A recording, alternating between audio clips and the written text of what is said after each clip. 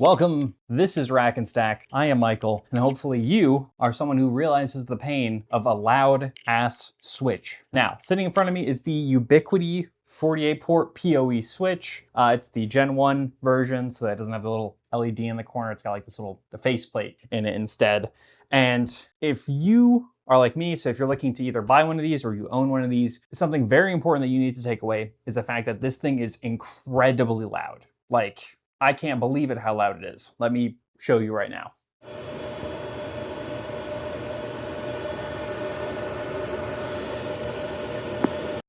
Now, my rack is in my office, however, my office is right next to my living room.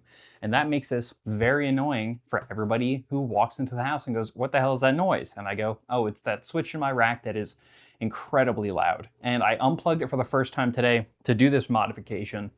And the quiet that it gave me, I need it. I can't live without it anymore. Like this, as soon as I unplugged it, I realized how bad it actually was.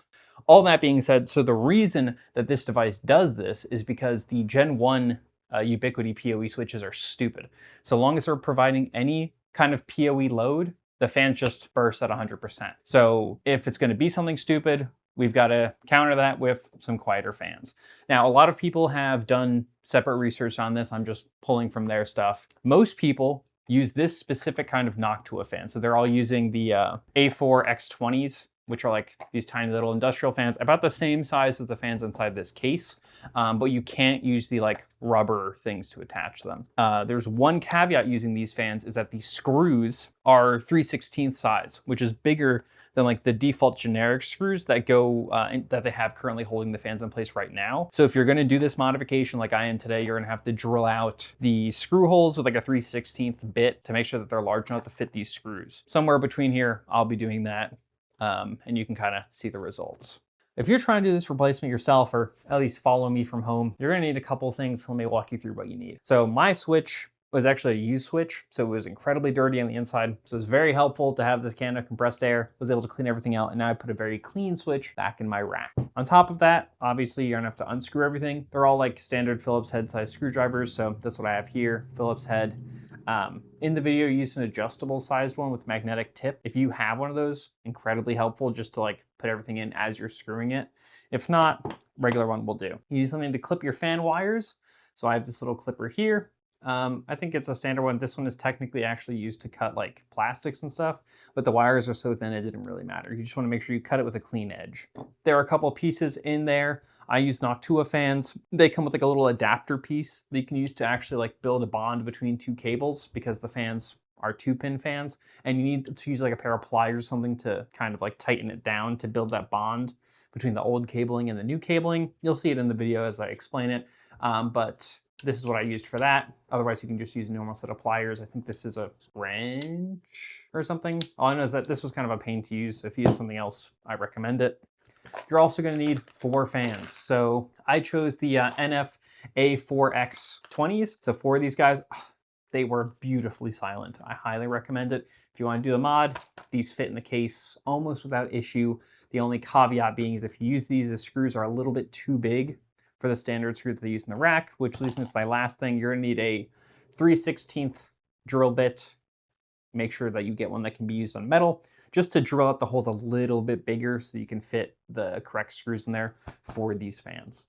Now, let's move on to the build. Initializing build protocol. So these Gen 1 devices have a cover on the top here. We should just be able to unscrew the back and slide this off. There are 5 screws in the back. So we're gonna go ahead and remove those, and they're like generic Phillips, so it shouldn't be too hard.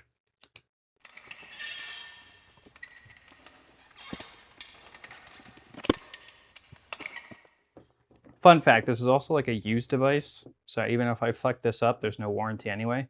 If you have a new device like directly from Ubiquiti, which if that's the case, just don't buy one of these old models. But if you do, or if you have an older model that has like a service warranty, don't do this because you're just fucking your shit up.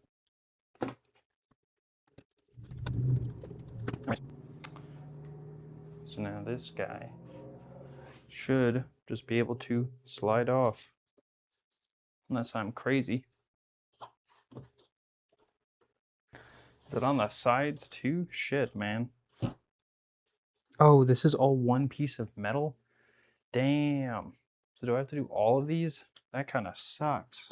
I mean, it is all like one piece of metal, so.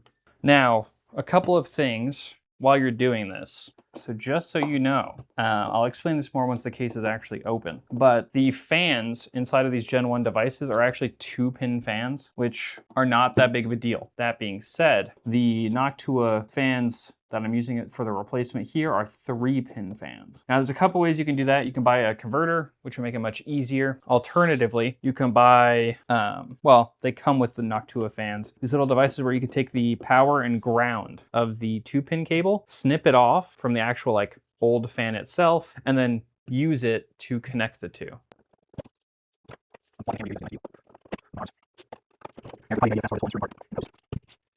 Oh yeah, there we go.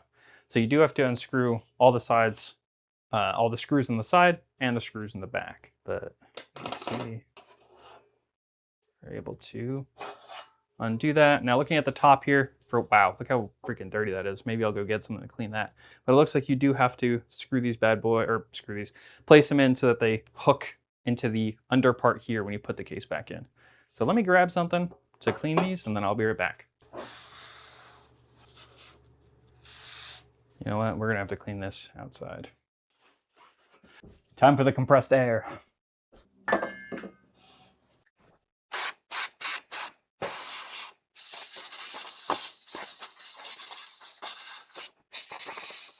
So from the main camera here, cleaned it out. I don't think this switch has been this clean in forever. So we'll put this over here. Now, holy shit, it's even dirty in here. Let me just.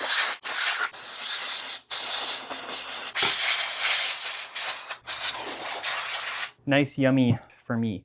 Back to what I was explaining before, we're not gonna fuck with any of this shit in the middle, right? This is all the important stuff. If you see here, we have our 4 fans, and each fan has a 2-strand power connector, as you can see here, to these 2-pin fan slots here. So these guys just kind of throttle full all the time, 24/7. Now, that being said, which one do we want to take out? Let's take this one out. God, these are like disgusting, these fans. Well, I guess that's what I get for buying a used device that was probably very heavily used. So let me take, right now I'm taking all of the screws here from the actual case itself. I'm going to put them in the case lid so that we don't, mix them up. Then I will continue to unscrew these case fans from the actual chassis itself. And each fan has 4 screws on it. God, this is annoying. I actually have a little like ratchet wrench that would probably be really useful for this because this big guy is like a little too big for what we're trying to accomplish here. So if you have a smaller wrench, you should probably use it during this. So, oh my God, dude. The amount of gunk is legendary. And you can kind of see it here, right? So that's our fan. So just to prove the point that I was saying earlier, well, actually, so we'll take this out and show everybody the fans that we're working with. This is what the fan comes with. A bunch of these are like little cable thingies. These are, I believe, or this. This is to actually like, if you want it even quieter than what it is by default, you can use one of these extenders between it. And I believe they like power limit it, which makes them even quieter than how they run normally. The caveat to that being, if you are running this in like a crazy environment or it's like super hot, that's gonna limit the amount of airflow that's actually pushing through because it's literally the electricity, which limits the RPMs, right? So if you're gonna do that, just be careful of that whole thing.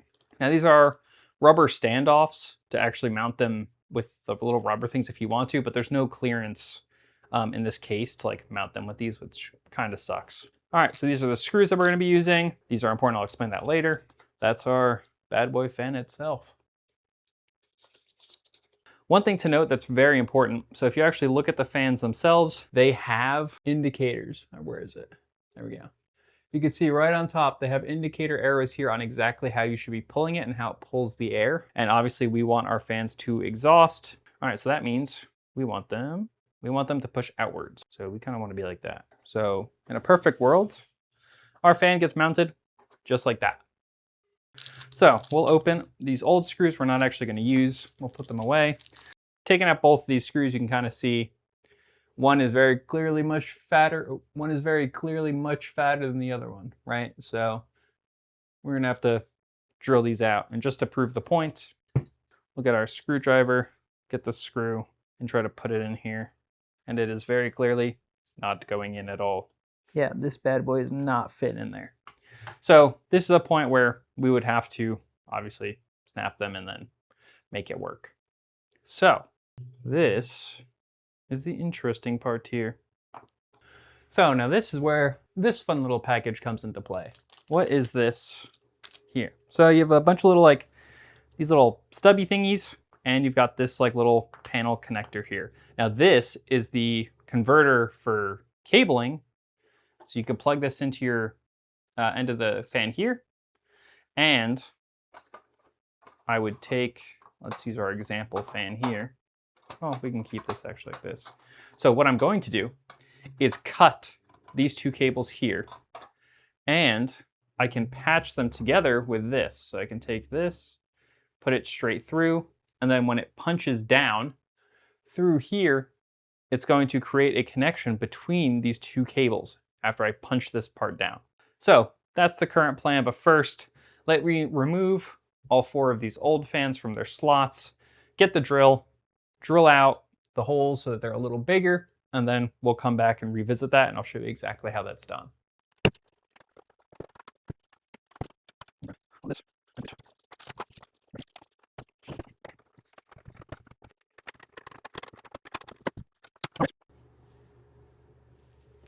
Got my 3/16 drill bit, push it right into the hole.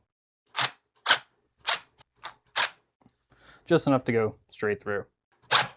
And now, can the camera see that? We've got our small screw, push them right through. So I'm gonna do that to all 16 other holes.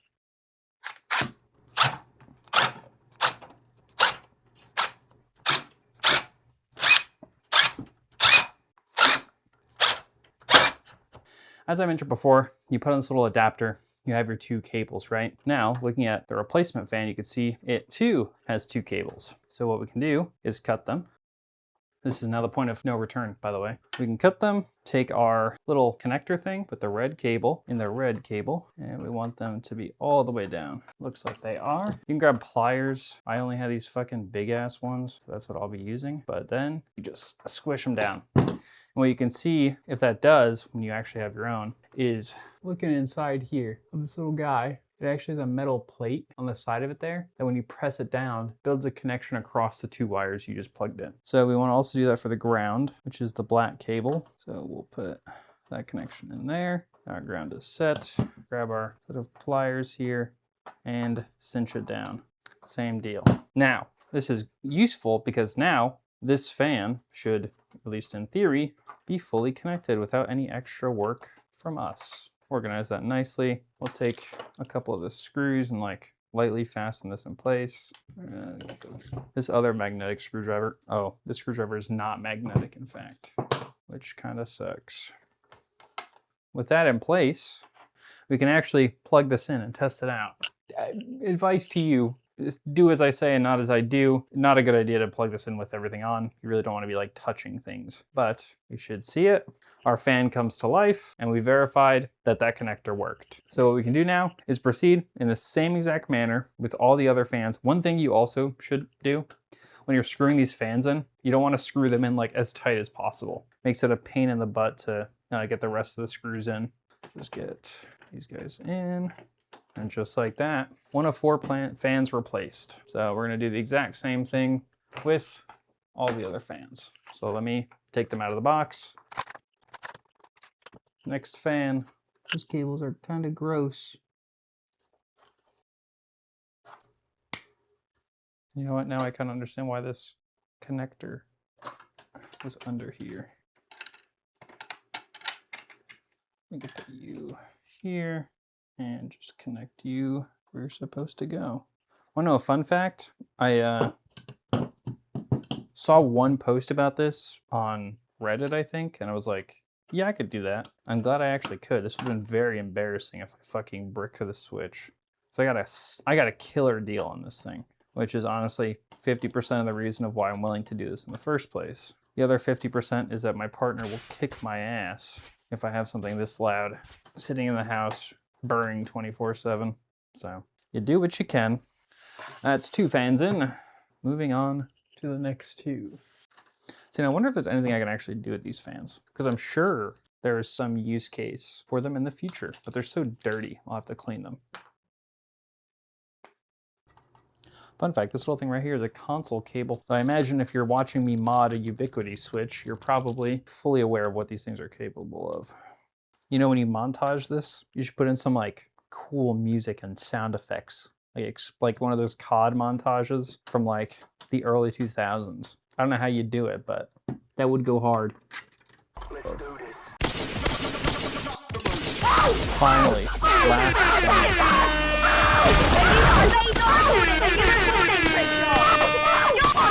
thing. Fully done. We've cut over all of the fans. For that, we don't want the fans attached to the heatsink. I just want to organize them a little bit. We are looking good.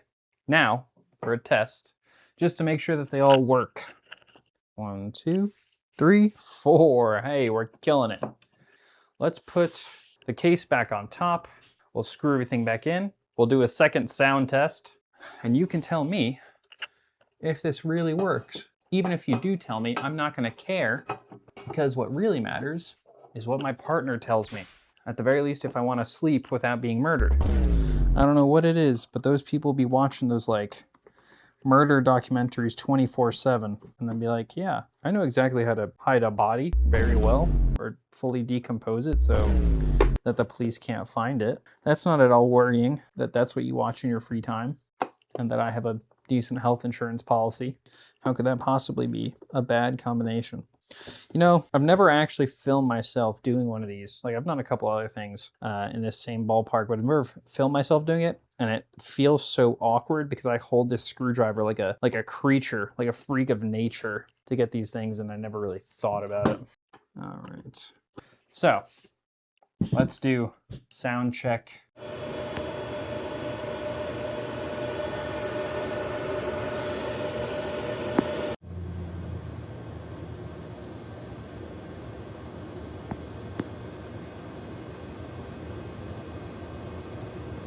I mean, what can I say? You heard it for yourself, or better yet, you didn't hear it at all, which was kind of the whole point, and it's pretty awesome. I mean, I just re-racked it. Maybe we'll get some phone footage of it in the rack right now, but it is like night and day how freaking quiet that thing is. Like, I don't even... Before, it's like kind of like a constant loud buzzing that like you kind of get used to it when you're sitting in the room long enough.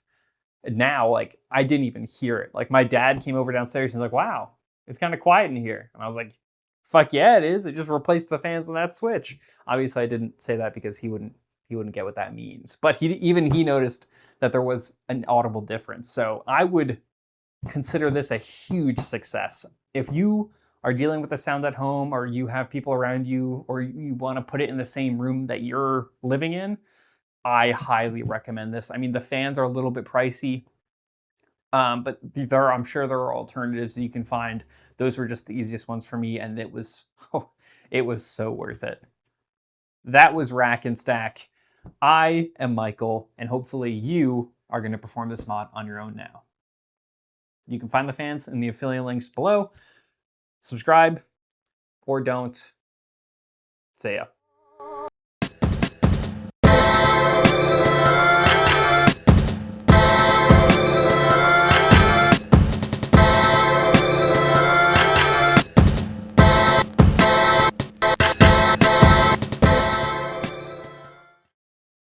I see no God here but me.